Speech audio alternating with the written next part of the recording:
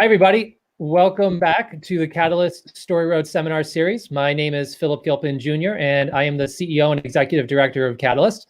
I'm going to be working behind the scenes today to take all your questions and put them up on screen later in the chat. So if you want to ask a question at any point throughout the hour, just put it into the comments section on YouTube or Facebook, and we'll get to as many of them as we can. And at this time, I'd like to turn it over to our host for the hour, Miss Marilyn Suchan. Hi, everyone. Thank you so much for joining us today. I'm super excited to dive in deep on development and production with these three ladies. So without further ado, let me introduce and read a little bit about each of them for you. First up, we have Loretta Ramos. Back to the Catalyst Storieroad Seminar Series. My name is Philip Gilpin Jr., and I am the CEO and Executive Director Loretta of is Senior Vice President of Creative Affairs at Halfire Entertainment, all your Netflix questions. Alias Grace, where she oversees all development and production for the company. Previously, Loretta was Bryan Fuller's producing partner through his Living Dead Guy Productions, working on such critically acclaimed projects as American Gods for Starz, Hannibal and Mockingbird Lane for NBC, and High Moon for SyFy. Next, we have Eden Perry. Eden currently splits her time as an in-house producer for Siberia Media and as an independent creative producer developing scripted projects for TV and film. She formerly worked as development executive for Adaptive Studios under their project Greenlight Digital banner. She has also enjoyed working with the Catalyst team over the years, and most recently oversaw programming as the festival's VP of Programming in 2019. She has a young dachshund named Ponce de Leon, who she is very proud of and who will probably bark at some point during this webinar. And last, we have Kate Imel. Kate currently works at Alloy Entertainment as the Director of Development for TV. In her current role, she aids in the development and staffing of current and upcoming shows, Gossip Girl, The 100, Legacies, and focuses on developing new series with writers based on Alloy book properties or original ideas. Prior to working at Alloy, Kate worked at Adaptive Studios with a focus on book to film and TV. Like many Hollywood executives, Kate began her career in the mailroom at ICM Partners, where she eventually transitioned to the media rights department, working under the head of division, who sold book projects to film and television. She also worked as an assistant at CAA and Temple Hill Entertainment. Thank you, ladies, for joining me today. Of course. Thanks for having us. Thanks. Welcome. So let's dive right in to the development process of a series.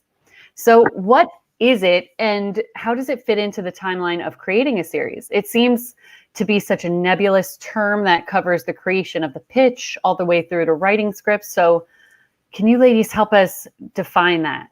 Loretta, do you want to start us off? I think it varies for each project.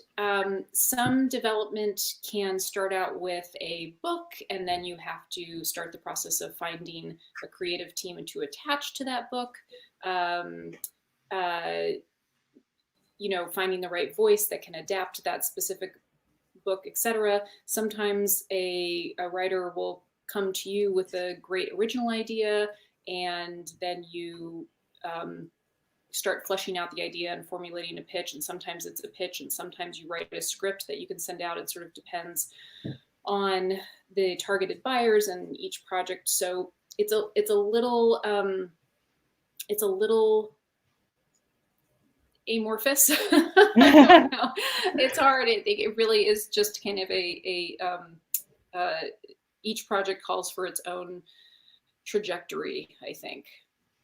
So there's, like what you're saying is there's no one way that it necessarily gets started in this process? Yeah, I think just, again, it's like maybe there's an amazing true life story that happened, an article was written, and you think it's going to make the best television series ever or film, and you run out and you option the rights of the article, and then you find a writer to attach who can adapt it, and then you go out and try and sell it. Or you have a writer who has I'm trying to think of for example, some of the projects I worked on with Bryan Fuller, Pushing Daisies was a completely original idea. So he wrote that pilot, as a proof of concept sold the pilot to ABC, and then they made the pilot, and then it got ordered to series, versus American Gods, which was based on this huge international bestseller that they had been trying to make into a movie and then a TV series for years and years, the people who had the rights, and then it just never went anywhere because they couldn't find the right take to make it work. And then they eventually brought it, years later, took it to Bryan, and then brought on Michael Green as a co-creator, showrunner, and everyone seemed to like their take on it. They figured out a way to break it down and make it into a producible TV series. And that process, so, it's like two different processes, but ultimately there's this intermediate stage where you have like the producing team, the studio, developing it, and then taking that product to the marketplace to try and sell it to a network or a streaming service or what have you. So, there are a couple of different feeder lines in, and they all kind of end up at the same place, unless you're some giant mega star who has some big, overall deal, and Netflix tells you they'll make whatever you want to make. Right. Yeah. Kate, did you want to piggyback any thoughts on that? Sure. I think, so for us, we're kind of a little more, we really only have one feed for pitches because we are not a free agent as a company. We are owned by Warner Brothers Studio. So sometimes I envy the flexibility of other places, but for us, and we're a little different in that we have a book division. So we actually control the rights to over 1,000 book properties. So we're very fortunate in that. So often for us, we're building off of the book properties we already have. We're talking to writers to find that right specific take. And then once we kind of lock arms with a writer, we as a production company are working with them and that timeline really varies. It depends on what's on their schedule, what's on our schedule. But it can be anywhere from, 4 to 6 weeks to like several months. But we work with the writer on developing that take, and then we bring it into Warner Brothers. And just like you were saying, we work with then our studio partners because they will have notes as well before we take it out to the marketplace and hopefully sell it. Wow. Yeah. And that seems like it's becoming more of a trend right now, or more popular for people to create their own IP through writing books. Yeah. I mean, it's definitely a big trend right now. I think it's always been a big, having a big piece of IP has always been helpful. I think I've always worked at companies that are heavily book-based. I think the benefit there is, one, you have a more complete version of a story that's 300 plus pages. So there's that. It's already being tested in the marketplace. So you already hopefully have a built-in audience.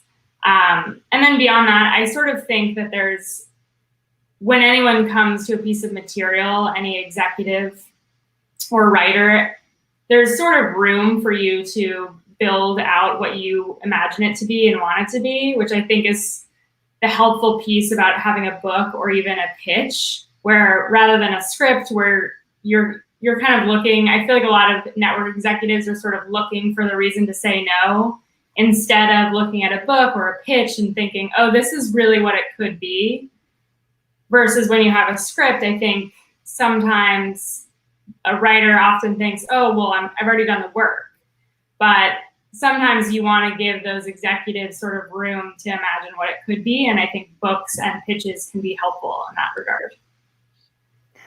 And I think just to tack on to that, exactly what you're saying, when you're trying to sell something and you have a pre-formulated script, if it's not quite right, like every network or streaming service has its own identity and they have like a slightly different niche in the marketplace. And if you go out with a fully fleshed out script that has a very specific tone, and it's sometimes hard for the executives to see how that exactly might fit into their lineup. Whereas if you go with a pitch, you can pivot where needed and you can tailor it specifically for, like if you're going out with like a family show pitch, the show you pitch to Netflix might be really different to the show you're pitching to Disney Plus or Freeform or whatever, because they all have a slightly different, age range that they're targeting or whatever their specific needs are. So I think it is super helpful in many cases to just have the pitch. Sorry, just to throw that in. No, that's great. That's great. Eden, would you like to add on to this one, or I can go on to the next? Oh, sure. I mean, why don't, okay. I think like very sort of bare bones to me, development is sort of like when you bring on another entity. On the creator side, you've been working on a project, whatever, maybe you have a script, and who knows how long you've been working on this, but I think sort of development is when you bring on someone else to sort of be a part of that process. And then sort of on the production company side, it fits in maybe right after you get out of contracting, like what is, like very specifically, if you get to the point where the company's like, let's take this on, we really want to do it, then you have to wait maybe a couple months for them to paper it. And then you get to do it. But, it depends where you're going. Obviously. Yeah. Yeah. And is it common then, like you're saying, you have to have different pitches depending on the network to take one idea, but then tailor that one concept to the different networks you're going to? Or is it completely separate ideas every time? Does that make sense? I think, I might throw that to Kate. I think that's generally you're going out with a thing, and then you're tailoring it. Okay. But I know, when I was working at Adaptive, we were a production company that then took out projects to different networks or studios. It was always interesting to see sort of what deliverable would be a part of that pitch. Did we want to take out a deck? Do we want to just sort of verbally give the pitch and prep that and maybe see if they wanted some sort of leave behind? So I think you sort of feel out based on where you're going, what they're looking for. Yeah. Yeah. I mean, I think to piggyback off of that as well, I think really the pitch is sort of a fully formed thing. Like we're not going to change it wildly, but I do, to Loretta's point earlier, like we've certainly taken pitches out to places where maybe we age up the characters slightly because we know that, one network doesn't want to do a YA show, but they would do a show about people in their 20s. So we sometimes will do different variations there. There are some, sometimes there are language tweaks. Sometimes you pull back on some of the sex and all that stuff, depending on where you're going. So there are definitely shades and it's a little malleable, but we would never kind of take a huge tonal shift between pitches on the same pitch. Gotcha. That's great. And then who gets to pitch to you guys? Is it always someone that's represented, or do you ever get cold pitches? How does that work? Always people with representation. Unfortunately, we live in a world where the unsolicited pitch or script is no longer allowed. I think that I think it was like the Star Trek Next Generation era, like literally was like the last show that accepted unsolicited pitches. And there were just too many lawsuits and everything. And so all of the business affairs teams in Hollywood decided that was not going to happen anymore. So everyone who we have to talk to, has to come through an official representation, whether it's an agent, a manager, a lawyer, something like that. Not to say that you don't get recommendations from other people. For example, I know plenty of people over at the Sundance Institute or Film Independent, and they are always looking to help their fellows get introductions, get out in the world, that sort of thing. So often I will get emails from the folks that run those programs with names of people that have gone through the programs that they think, they know my taste, they think that I would like, and, would I be willing to meet with them or at least read a sample? And that's kind of another sidestep way. Most of those folks come out of those, if they didn't have them going into those programs, they'll come out of those programs. It's a great way to try and find representation if you don't already have it. But and to further complicate matters, we're in a period right now where the WGA is not, asked all of their members to fire their agents last year in a dispute over the agreement between the WGA and the agencies. And some of those smaller agencies have come to an agreement and can now represent writers again, but the big agencies are still not representing writers. So I do have friends who are writers who don't have representation right now, but they haven't gotten managers in the interim. They often will have a lawyer. So if they need something, they can lawyer, but it is a weird time because a lot of those writers are relying on their networks of connections to find jobs and get referrals. And, it's like they worked with a showrunner previously, that showrunner will hire them whether they have an agent or not.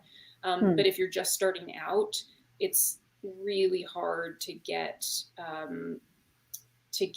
read as a cold submission. It's near impossible, just given the legal ramifications of that. Yeah, and what is it about that middleman, the manager or the agent or the lawyer, that makes it safe for your side? I think it's just a buffer level that gives everybody a slight sense of comfort. If it's coming through an agency or a management company that that I know, that I have a relationship with, there's at least some level of curation that's happening. And there's sort of I think a built-in understanding that no one is trying to steal anyone else's ideas. Right.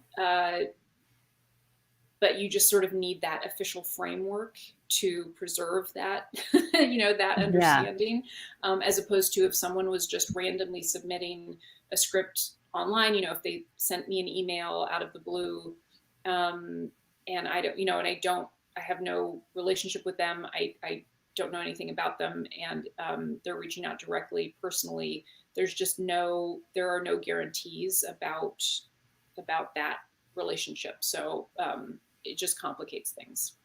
Okay, so it filters it and provides more structure to the whole process. Okay. I think also, there's just so many fantastic writers out there. I mean, right. we're in a sort of a buyer's side. What is that term? Anyways, there's so many wonderful writers, and it's another way to sort of filter that and to say, like, here's, I trust this person's taste, or they work for this company and I have faith in this company, what have you. But that's not to say that, it's impossible. Like, I think, we all know people who've sort of like,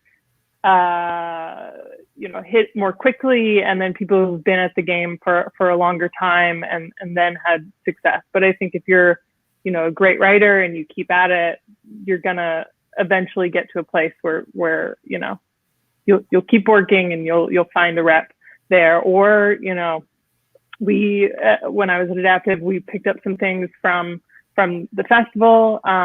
We went to, multiple festivals and sort of met with people that way. We had a more of sort of an emerging writer program, but other places do as well. And Blacklist, things like that are really helpful. Yes, absolutely. Yeah. What was it like for you? What did you notice about people pitching at the festival? What were some strengths and weaknesses that viewers at home can use to focus on for next year? That's good.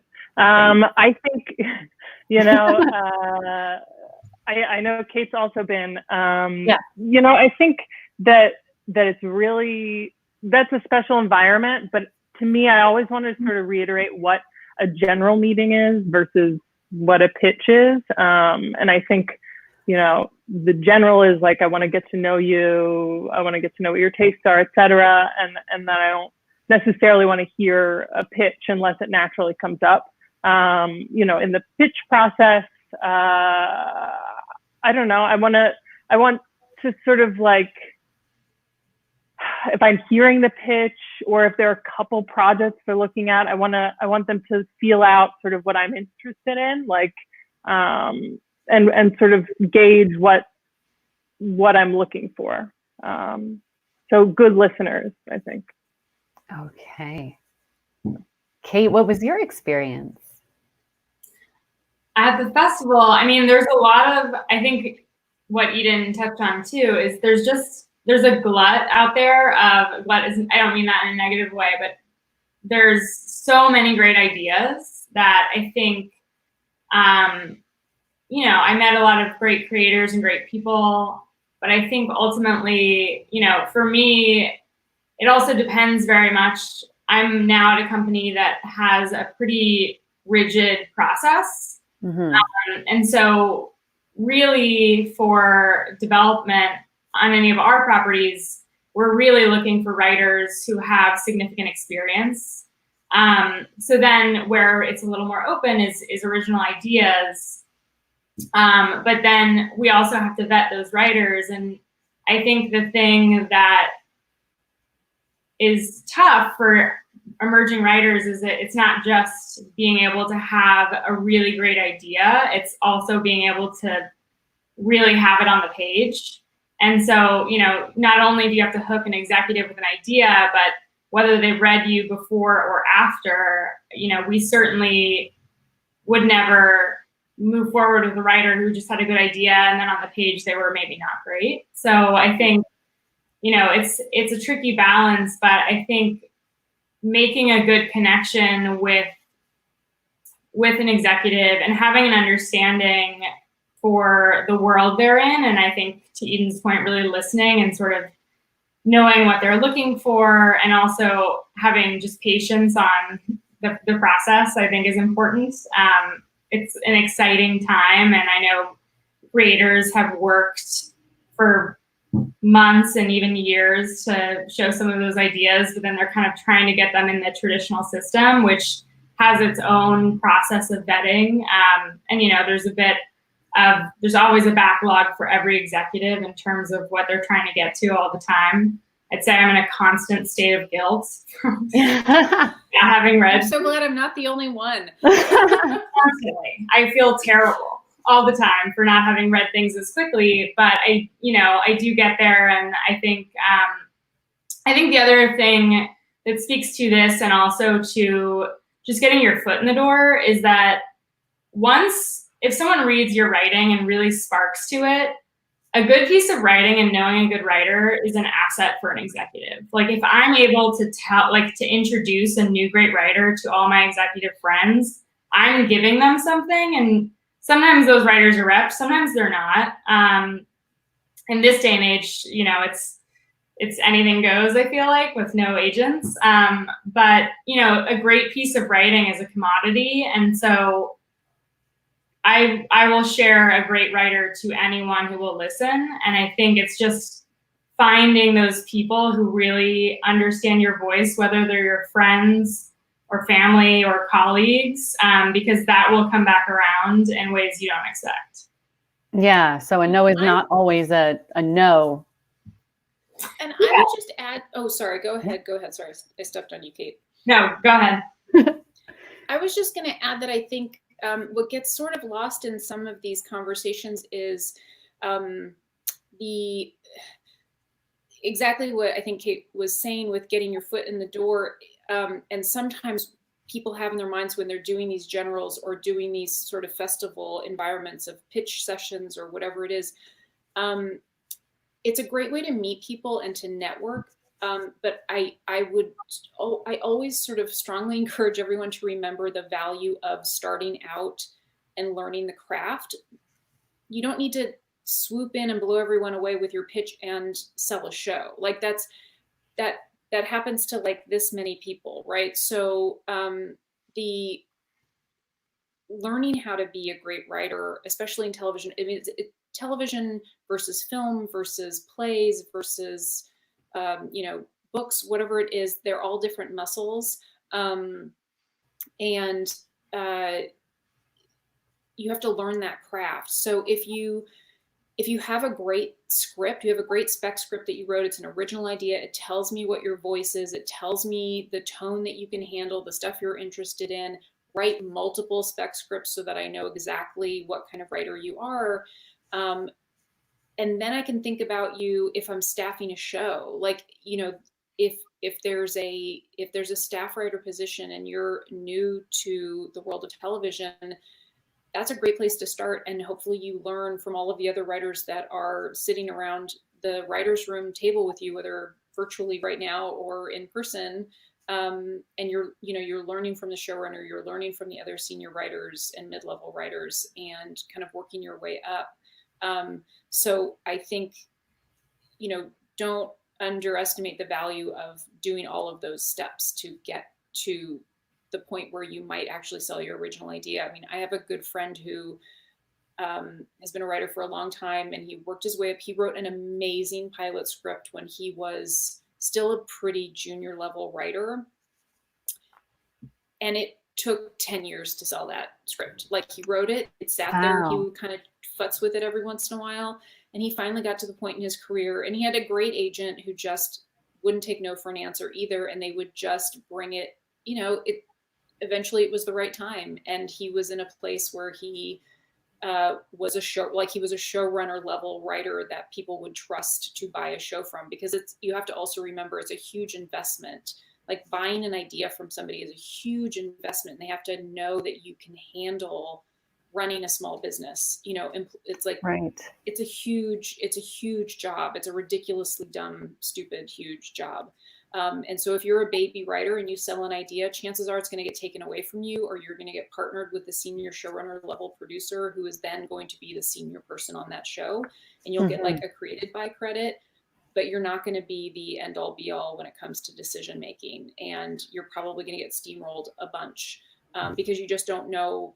You might have had the vision, but how that actually translates into a producible thing is an entirely different conversation. So it's just managing expectations, I think, and understanding that there is a skill set to be learned through the, working your way up the ladder.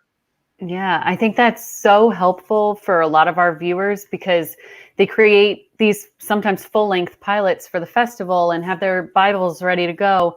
And they will tell us that we want to talk to people, but we do not want to not be considered to be the showrunner of it if we sell it, and to take those really important roles that, like you're saying, are basically asking networks to invest so much money into someone that they haven't seen the work come out of yet. So I think that's so helpful. I hope everybody at home really, really heard that, to not progress your career because you're holding it back by saying, no, I have to be the one in charge, when it could still be this huge learning opportunity and still push you forward in so many ways. And also understanding that, I think understanding that the best kind of, I think creators, and this applies to all fields of work, but particularly for this conversation, when you have an appreciation and know what you don't know, and are open to other people's experience and input and advice and notes, all of those things will only make you a better writer or director or whatever it is. Because again, there is so much that you don't know. Trust me, like it is a monumental task to make a television show, and it's really hard to come in and convince people that you are the right person for the job when you're new to the world, right? Right. Yeah. Yeah. And to go back real quick to something you had said before, Kate, you mentioned that the pitch has to match the level of writing in the script, right? So, but I've heard on different webinars, even ones I've hosted, that a pitch doesn't always mean you have that pilot script ready. But is that different in your situation? Oh, I guess what I mean is that if someone's going out with a pitch, I don't necessarily need to read the pilot version of that specific pitch, but I do need to read something. And, fairly recently I heard a pitch from a new creator. It was really fun and I liked it. But then when I looked at the materials, I just didn't respond to her writing. And I didn't think it was at the level it needed to be for what she was trying to execute. Right. And so I think that's, the pro and con of a pitch, right? Where it's like, you can say you're going to do all these things, but, some writers have that capability, some are still learning, and some maybe don't as much. So it's kind of being able to put your money where your mouth is a little bit. And again, it doesn't need to be, here's my pitch and here's the pilot of the pitch, but it's, here's this pitch and here's a pilot I've also written that kind of exemplifies the tone I'm talking about or what I can do. So I think that's really important. Yes, absolutely. And we were talking about how much money is being invested to create these shows. Is that something on the development side where you meet the network halfway with the money, or you help find the money? How does the money situation work? Well, Warner Brothers finds our money. Right. And the network. So we at my specific company are not financially putting, at least on the TV side, money into projects. That's something we are a part of that process and those discussions with the studio. But we are not financing in any way. Okay.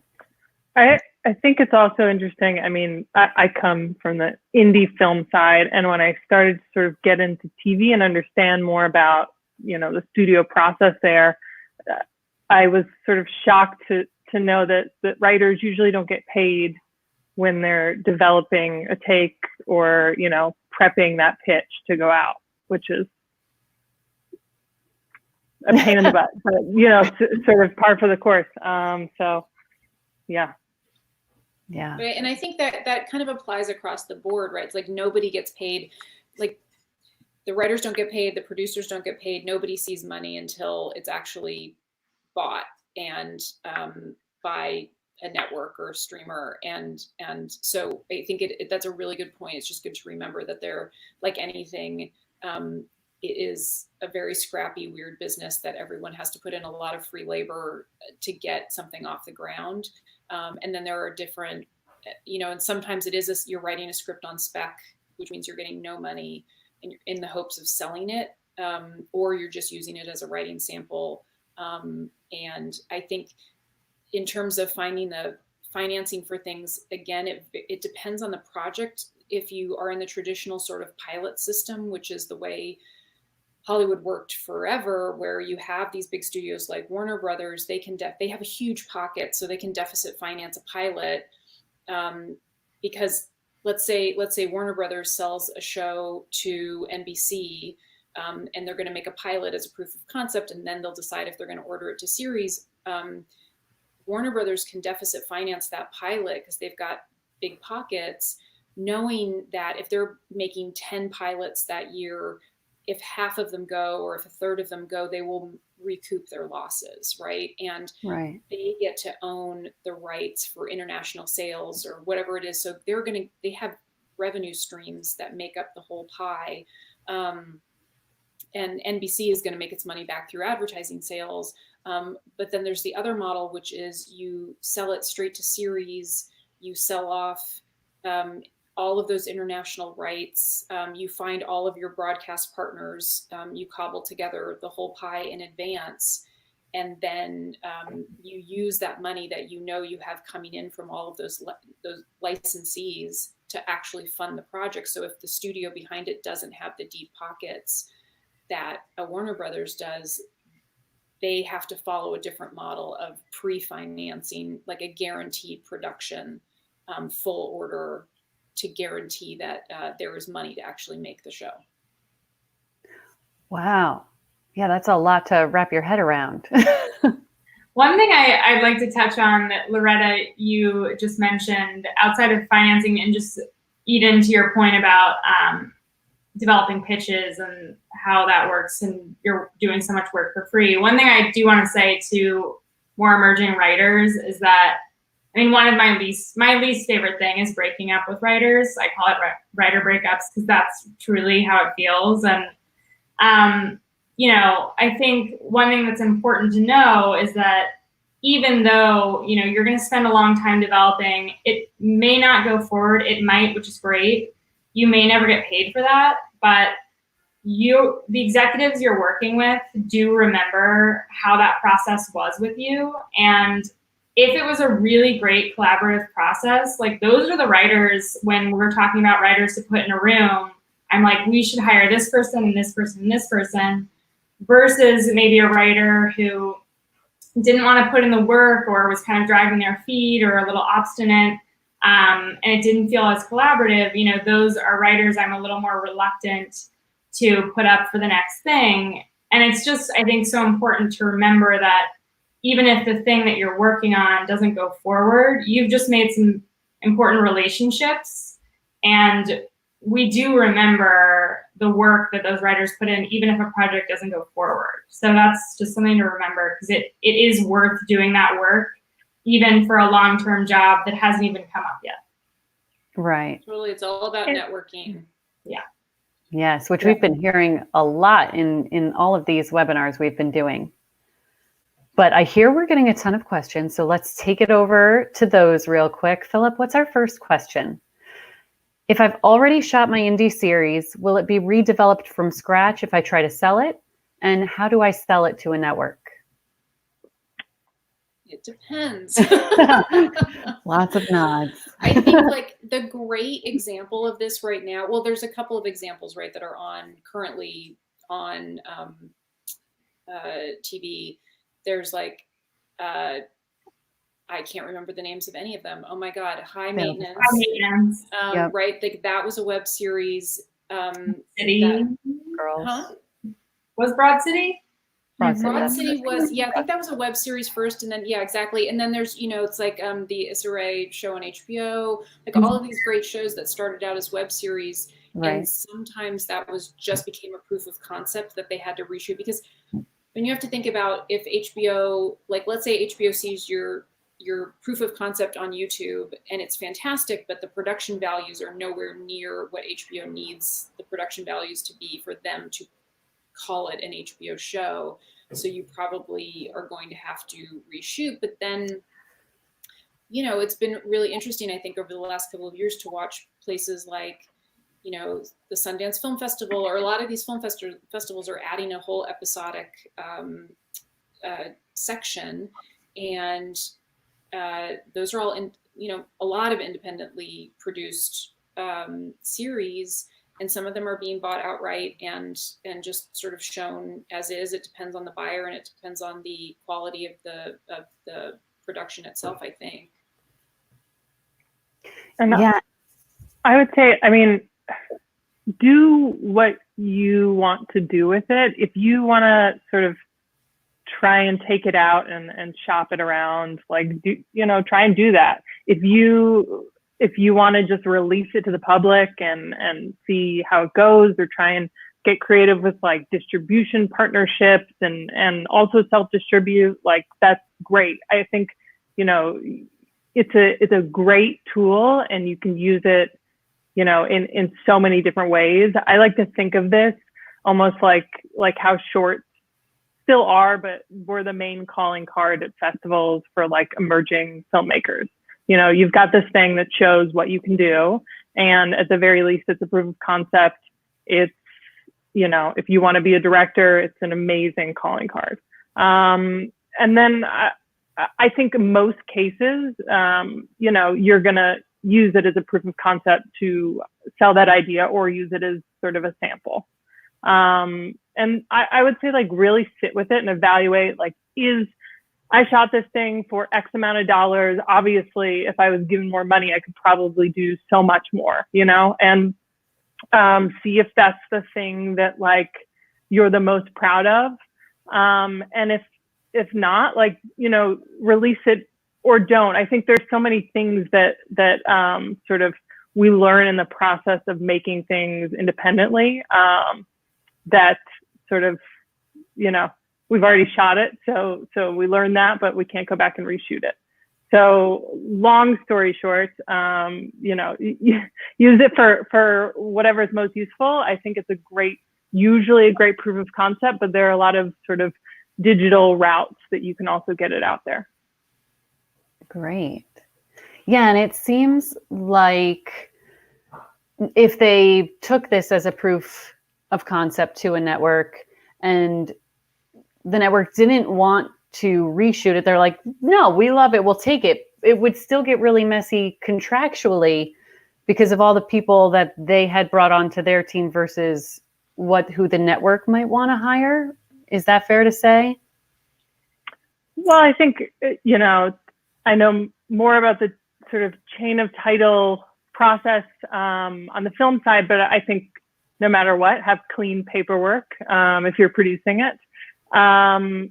And, like, just if you get into a room with it, like, just see that as the opportunity. You know, the HBO, for example, might love that, or they might love what you did and then want to hear what else you have. Like, I think it's like a pilot sample, you know, just see it as, like, you know, that's your opportunity, and then see what the buyer wants to do. Great. Thank you. We'll go to the next one. There are so many writing courses. How should I vet out which ones will help me move into TV from another field like playwriting?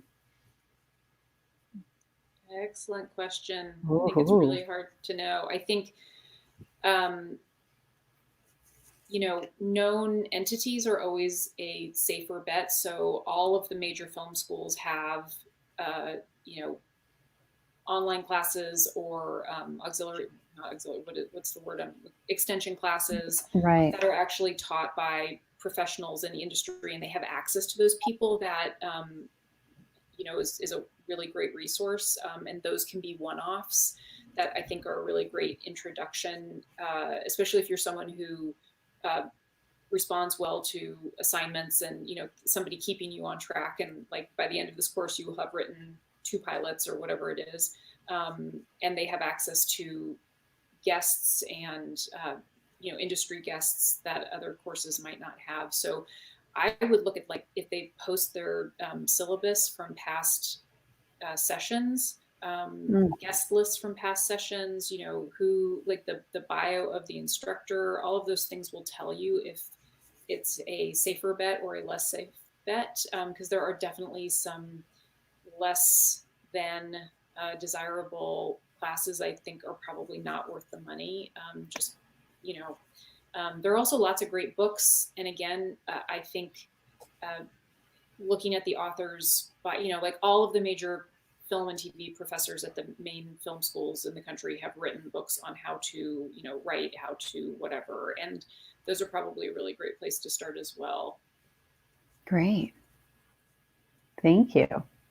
And maybe, I don't know if this question was asking about writing programs, but studio and network writing programs, obviously a great opportunity. Do you gals have best ones you'd recommend? I mean, I think all major studios have, or networks have, some sort of writing initiative to find new writers. And I think those are incredibly helpful to get people's foot in the door. And that is often a place where young agents and managers will look for their next clients. And just to speak to our earlier conversation, I think in terms of just curation and context, right? Like there are so many writers out there, and if I see someone just came out of the Warner Brothers writing program or the NBC writers program or the Fox, rest in peace, then that gives me context to, and it's a little more curated. So I think those are hugely beneficial. Yes. Yeah, and I think, and absolutely worth apply to all of them that you qualify for. Some of them are more specific and targeted than others. A lot of them are targeting, women or diverse candidates. Some of them are open to everybody. So apply to as many as you can. They really are great. And as was just said, so many, I know a lot of writers who have gotten their managers or agents coming out of those programs. And then also all of the major film festivals tend to have these labs now. They've all started episodic labs in addition to their feature labs. Many of them are really hard to get into, but if you have a really great sample, it is absolutely worth applying to those because those are amazing programs, and they do have a team of people who will try and help connect you when you come out the other end, because they want their alumni to succeed. Yes. Yeah. And going back to how you all keep talking about no door is ever fully shut. A showrunner, when I first moved here, said that they can be super difficult to get into, but you never know who's reading you on the other side. So regardless, whether you get it or not, it's still getting your name out there to more people in your work. So we'll head on to the next one. So much of the industry feels like who you know. How do you recommend writers create and maintain useful relationships to ask execs to buy your project?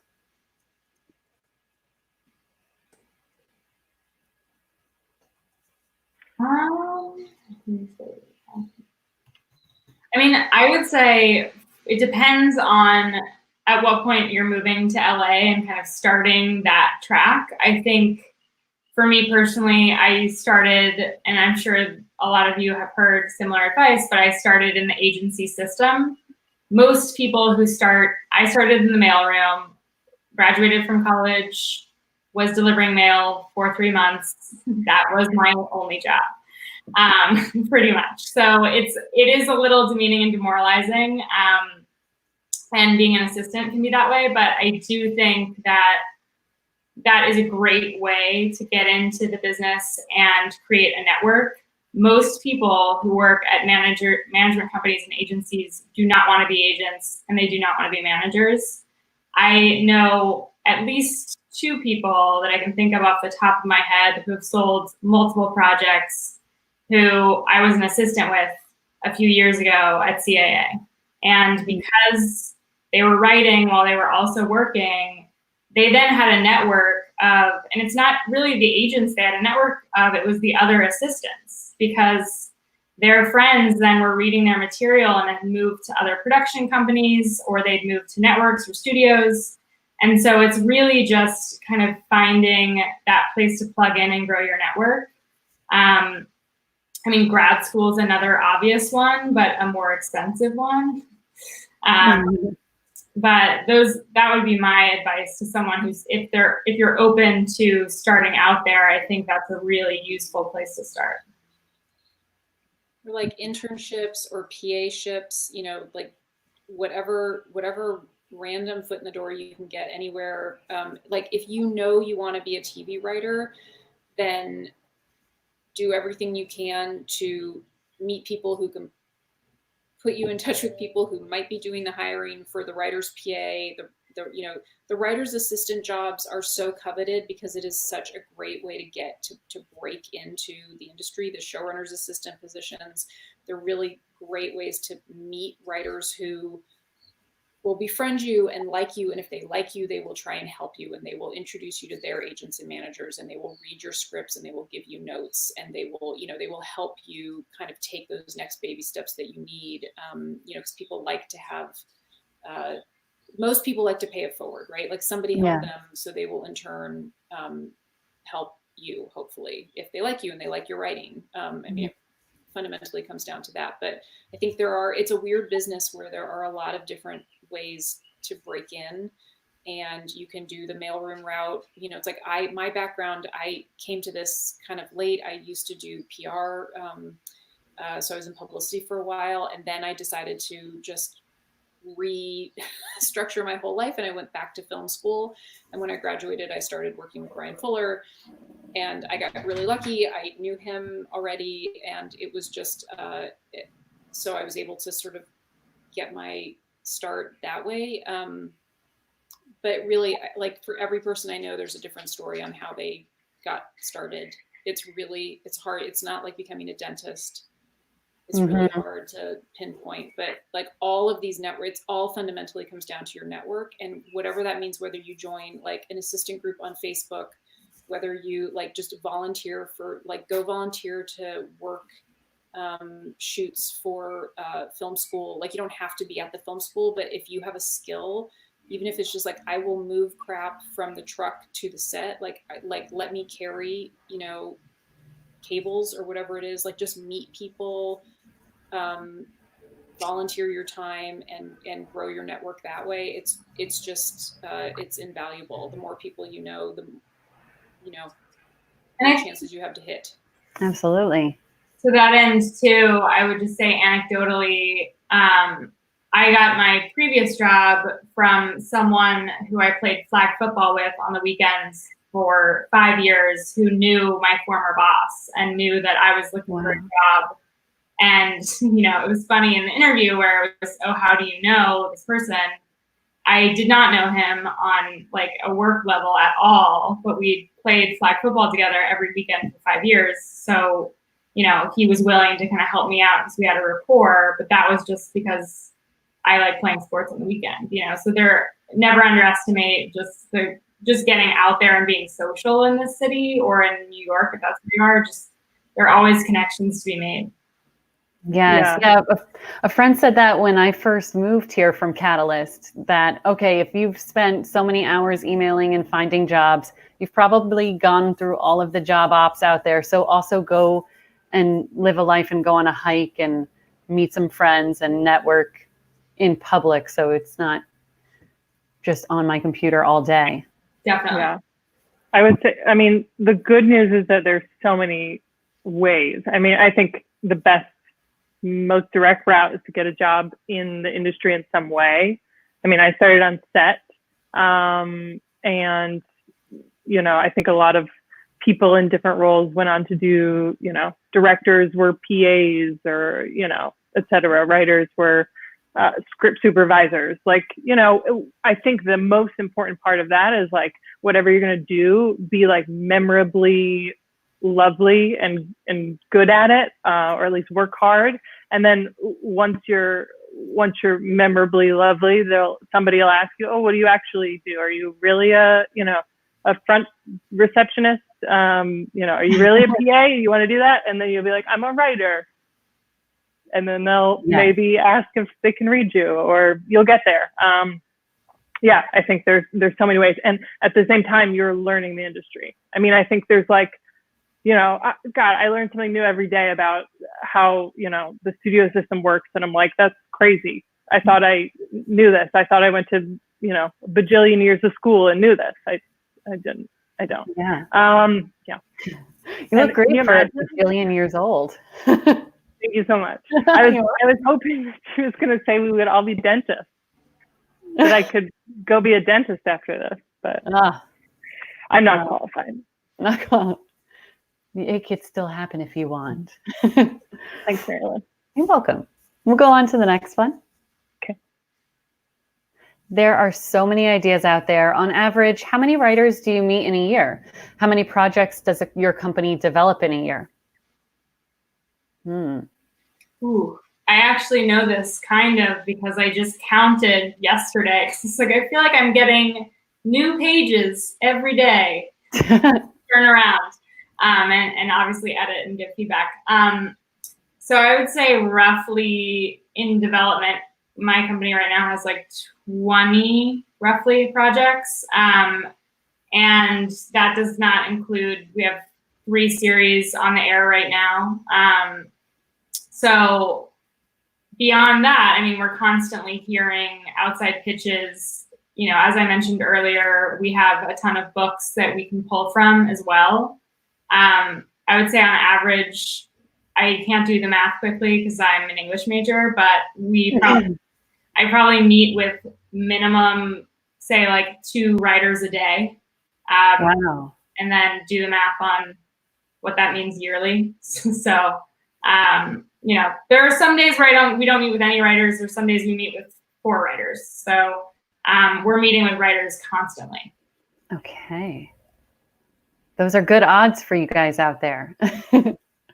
Let's head on to the next one because I want to make sure we cover a lot of things, a lot of these questions. What should pitches include when I meet with an exec? Full script, short deck, series Bible, my fully shot episode? Don't waste your money on a fully shot episode.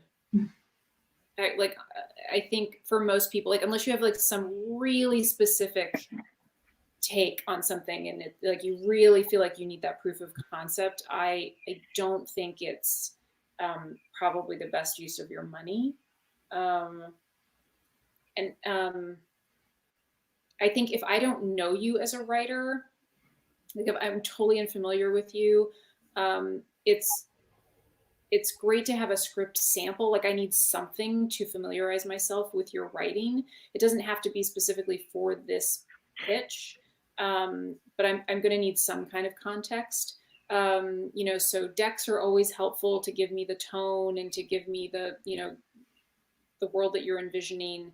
And even if the series Bible isn't actually in written form, but you should be able to answer all of those questions, right? Like you should be able to talk about what a series is going to be 3, 4, 5 years down the line, unless it is very specifically designed to be a limited 5-part Netflix series or whatever.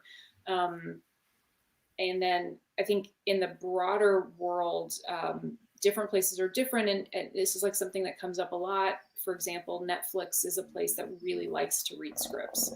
They like to buy projects based on scripts as opposed to pitches. Most other places will hear a pitch, you know, so it kind of varies a little bit, but, you know, a pitch should be just like a really great walk me through your mind verbally for 20 minutes, you know? Right. Yeah.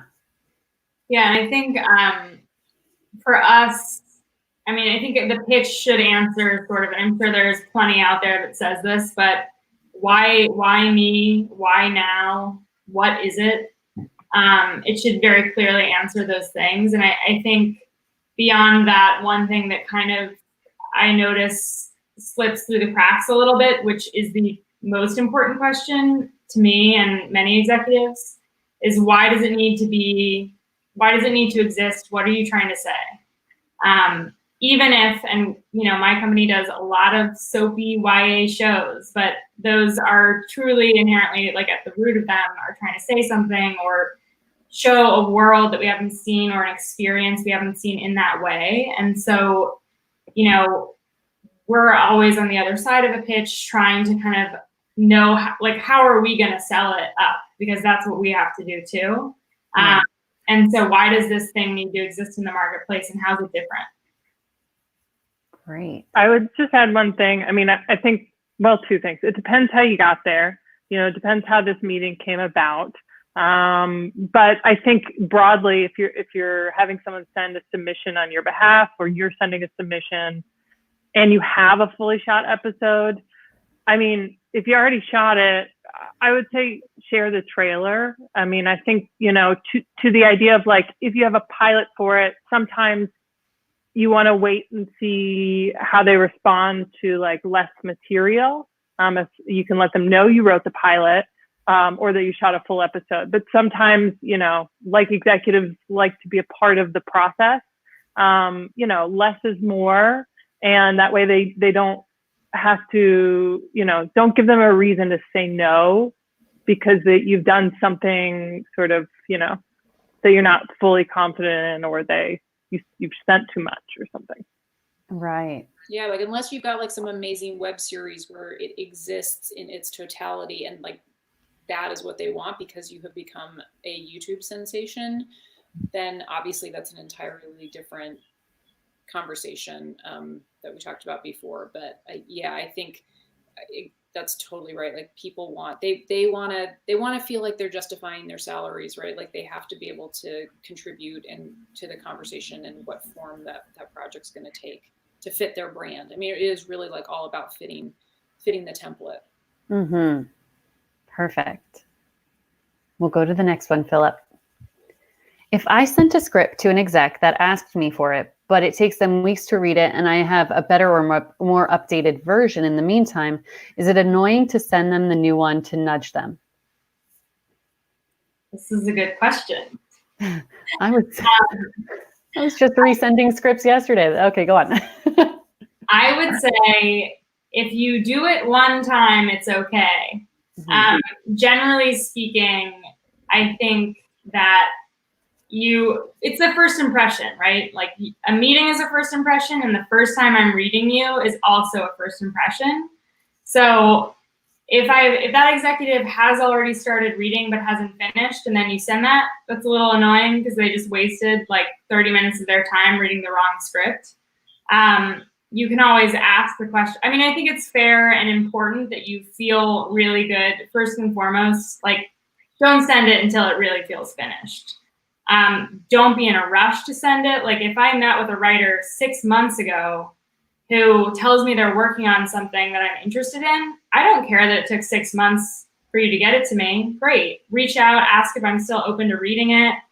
If I'm still open, send me the finished product. Don't rush and send something off, a couple days after we met or the day of that's not ready, because really we have so much to read all the time that you only get one first impression. I think if you've already sent it and you have the follow-up, it's important that you have your best foot forward, but try not to do that is what I would say.